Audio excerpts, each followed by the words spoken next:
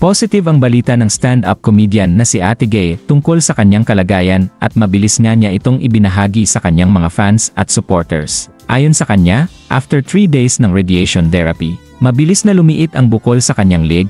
Ang bilis ng pagliit ng bukol in 3 days 10 cm naging 8.5. Maraming salamat po sa inyong lahat na nananalangin ng aking agarang paggaling, patuloy lang po. Matatandaang nagsimula ang chemotherapy treatment ni Ate Gay noong September 29, kwento ni Ate Gay noong Monday, "Yeheyi, nakayanan ko ang first radiation ko, sabi ng mga nurse, ang galing ko daw. Nagdasal lang ako kahit nangangawit ang ulo ko. Thank you po sa dasal.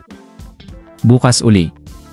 At sa leg lang po ang cancer ko, wala po sa katawan, salamat po." Dahil na rin sa dami ng mga taong napasaya ni Ate Gay, bumuhos ang maraming tulong sa kanya mula sa mga kaibigan at pati na rin sa mga hindi niya kakilala.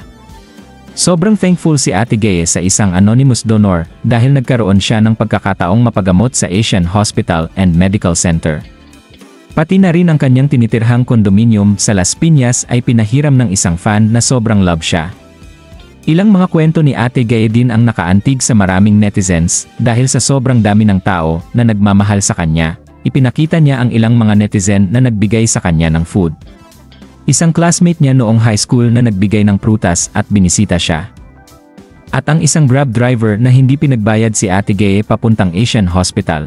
"Thank you kay mamang driver, nilibre ako sa Grab papuntang Asian Hospital. Napanood daw niya ako sa kulungan sa Batang Quiapo. Pagaling daw ako. Lovely mamang driver." Naiyak ako dahil dito, hindi napigilang maiyak ni Ate Gay nang malamang sobrang daming netizens ang nagmamahal sa kanya. Kaya naman patuloy ang pagdadasal ng mga supporters niya para sa agarang paggaling. Aabot naman ng 35 days ang kanyang chemotherapy.